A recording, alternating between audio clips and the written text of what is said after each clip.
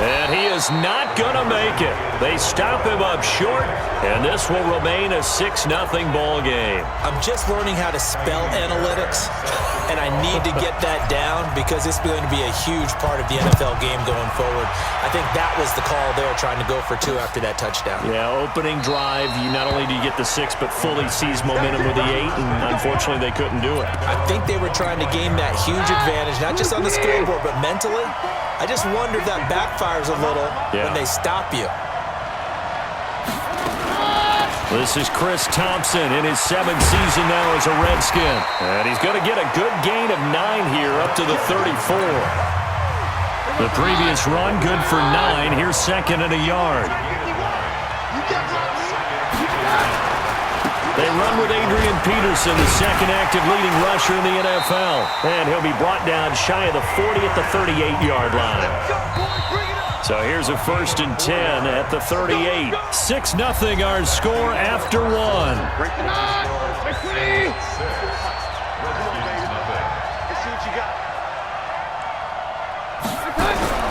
Throwing on 1st down is Keenum.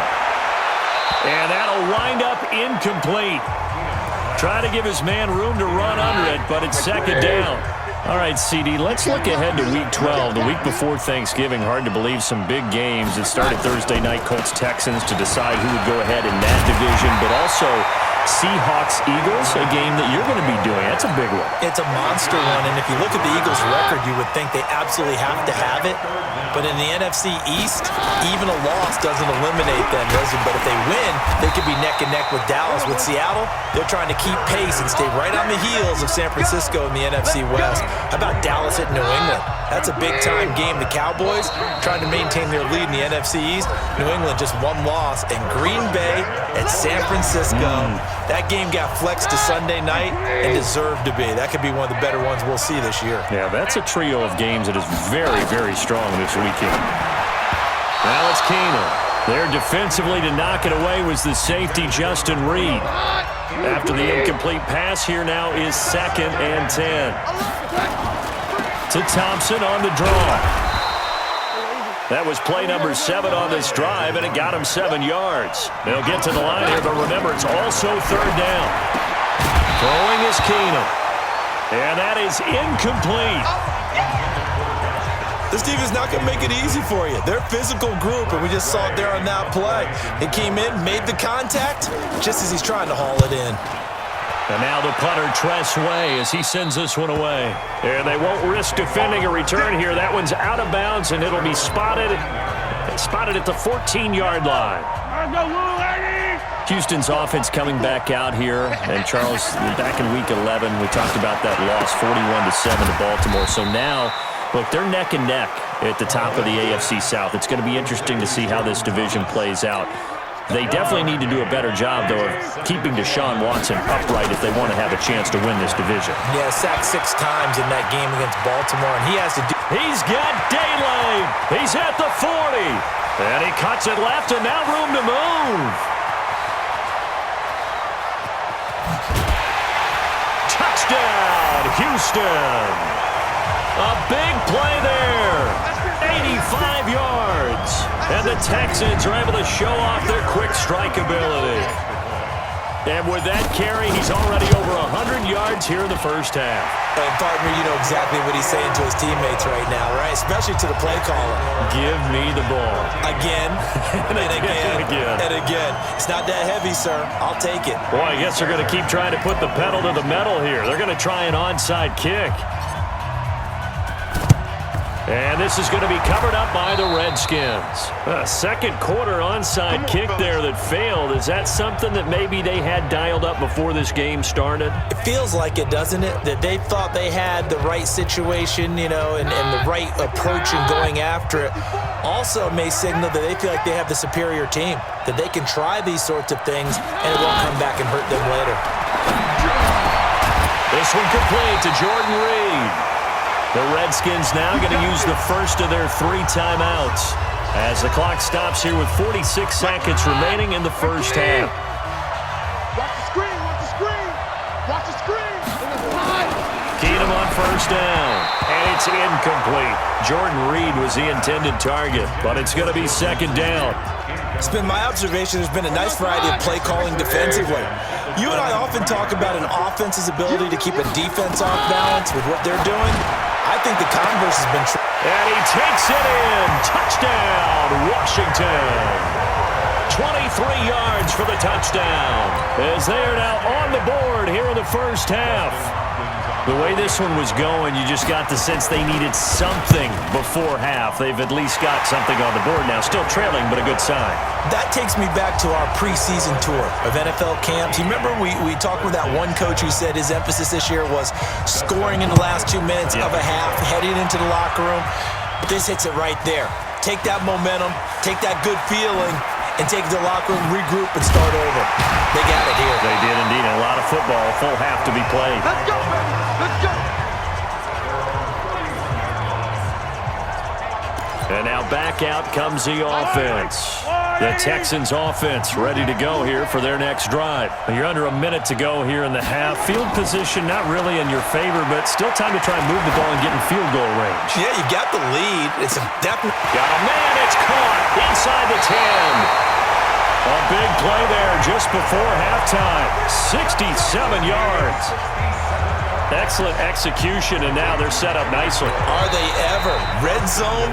I wonder what the next play call is going to be, because after a big play like that, a lot of teams like to use the momentum to launch another one.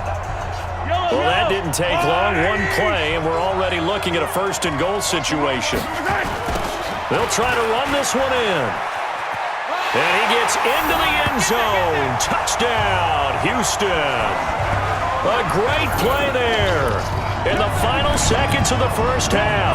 And the Texans push further out in front. So the big play to kick off the drive set them up first and goal, and they're able to cash in right away on play number 2. I think I'm starting to understand more and more when we get ready to do games and we meet with coaches why they talk about big plays, explosive plays, and how it sets them up for success, because that's exactly how they're able to score on this one. We saw the touchdown. We saw the payoff. But, of course, that big, long chunk play is what got them in position.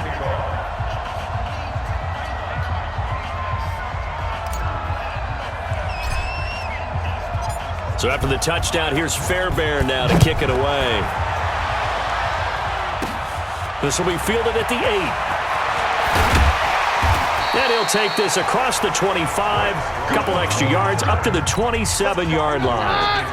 Out there ready for this next drive, the Redskins offense. Time here for likely one play, then off to the locker room, and they're going to have some adjustments to make. They certainly will, and I think a lot of people are thinking to themselves, all right, take the knee, get out of here, regroup.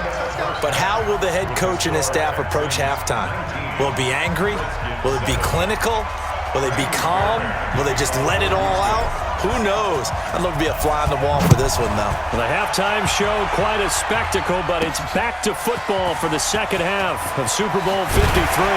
And he'll get it up past the 20 to the 22-yard line.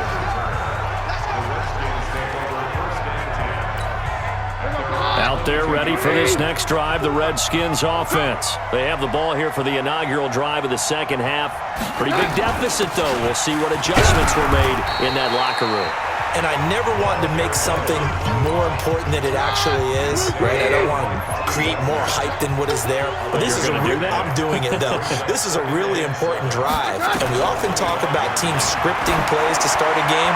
A lot of them script to start the second half, too. And they're scripting something that they expect to get them into the end zone and back into this game. We'll see if that script is a good one for them. This offense in desperate need of a conversion as they come up on third down. Nowhere to escape, and he goes down. The lightning rod, J.J. Watt with a sack. Well, how about that? A dime set on defense, 6 defensive backs. None of them blitz. They're just back there in coverage. Defensive lineman gets the sack. That's where the O-line, they go to the sideline, they keep their helmets on so the cameras can't find them, right? Yeah, the cameras can't find them, but I know one thing. The O-line coach will. That's taken on the 25.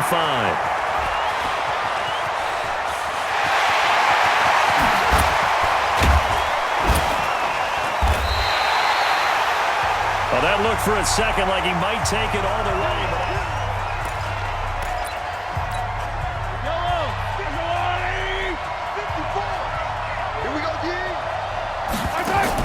Mahomes now on first down. And a little floater there is incomplete.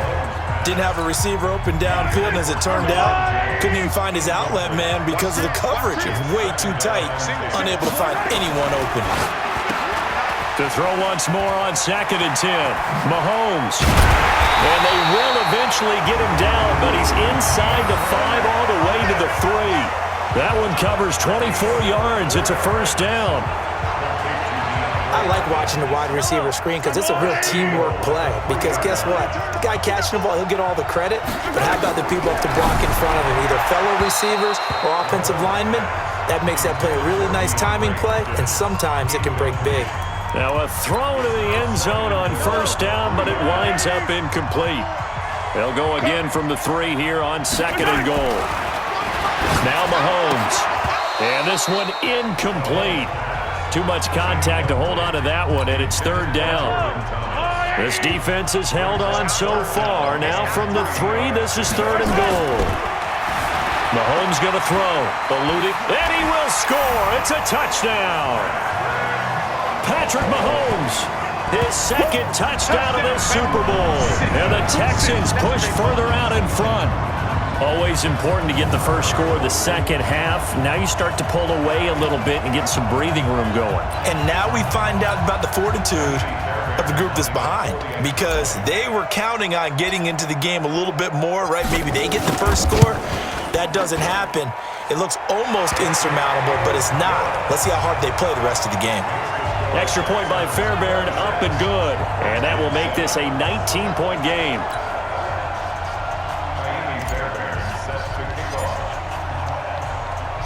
So after the touchdown, here's Fairbairn now to kick it away.